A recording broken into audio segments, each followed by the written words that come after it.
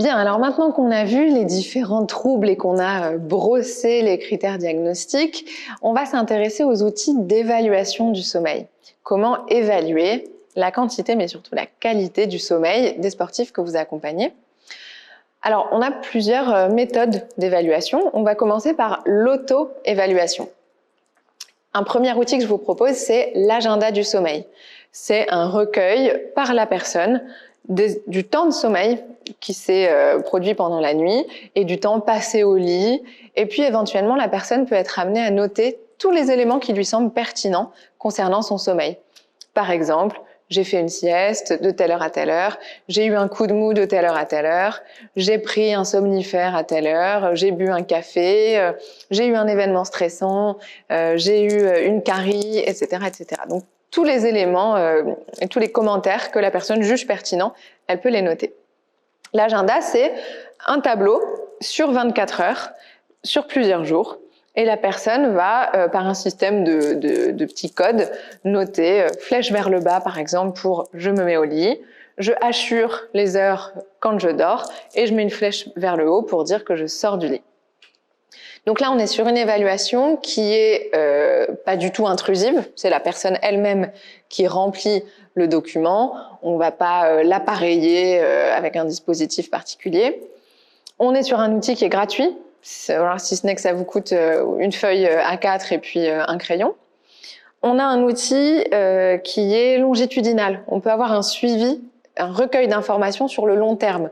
Je vous invite à faire renseigner à vos sportifs des agendas du sommeil, puisque vous allez pouvoir suivre, et ils vont pouvoir suivre pendant plusieurs jours et plusieurs semaines, l'évolution de la qualité et de la quantité de leur sommeil. Et je dis aussi qualité, puisque en fin d'agenda, moi je rajoute une colonne où la personne va noter de 0 à 10 sa satisfaction par rapport au sommeil. 0, je suis pas du tout satisfaite. 10, je suis très satisfaite de la nuit. C'est un outil qui a plusieurs fonctions. Il a une grande fonction déjà de prise de conscience. C'est-à-dire qu'il y a beaucoup de personnes qui, en remplissant l'agenda du sommeil, finalement regardent et se disent « Ah bah, tiens, j'avais l'impression que je dormais mal, mais finalement, en regardant, vu comme ça, c'est vrai qu'en fait, c'est pas trop mal. Je me rends compte que je dors 6h30 par nuit, c'est quand même plutôt pas mal. J'ai évalué ma satisfaction du sommeil à 7 sur 10, c'est quand même plutôt pas mal, etc. » Donc, parfois, on peut avoir cet effet prise de conscience et se dire « Finalement, ma plainte n'a peut-être pas lieu d'être. » Ensuite, c'est un outil qui va vous aider, vous, à votre diagnostic, si j'ose dire, en tout cas à mieux comprendre l'architecture et le fonctionnement du sommeil de la personne que vous accompagnez. Et peut-être à repérer, tiens, c'est surtout des difficultés d'endormissement ou de réveil nocturne ou un réveil précoce. Et ah bah tiens, t'as vu, il fait des siestes en fin d'après-midi alors que tiens, on a vu tout à l'heure que c'était peut-être pas la meilleure idée. Donc vous, ça va vous donner un éclairage diagnostique et aussi vous donner des pistes pour accompagner et pour proposer des axes de travail qui soient vraiment sur mesure, adaptés au profil du sportif que vous accompagnez. Ensuite, on est sur un outil qui est approximatif. C'est-à-dire que au petit matin, quand la personne se réveille, elle prend 10 secondes pour noter les signes sur son agenda et renseigner les heures.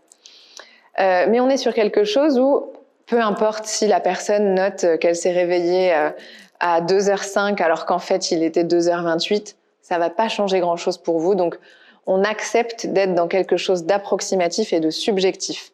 Si vous vouliez une évaluation exacte, dans ce cas-là, la personne irait en laboratoire pendant une nuit, on lui mettrait des électrodes sur la tête et on saurait exactement ce qui se passe. Donc voilà, ça peut être une des limites de cet outil. Moi, je le considère au contraire comme un point fort, puisqu'on est sur quelque chose vraiment qui traite du ressenti de la personne. On peut avoir des risques d'oublier de remplir l'agenda, on peut avoir des risques de plus se souvenir exactement des heures, etc. Mais on peut tolérer ce risque-là en acceptant que l'agenda nous donne une vision plutôt globale. Alors, on va vous mettre en annexe un exemple d'agenda du sommeil, un exemple d'agenda vierge et puis un exemple d'un agenda rempli pendant une semaine par un sportif de haut niveau. Je vous invite à prendre quelques minutes pour remplir l'agenda de votre côté où vous allez noter la description de votre nuit à vous, de la nuit passée. Ça vous permet de vous familiariser avec l'outil et éventuellement de voir si c'est facile à renseigner, difficile, si c'est quelque chose d'assez intuitif, s'il y a des questions particulières qui viennent. Et puis on y répondra au fil de cet e-learning dans les minutes qui viennent.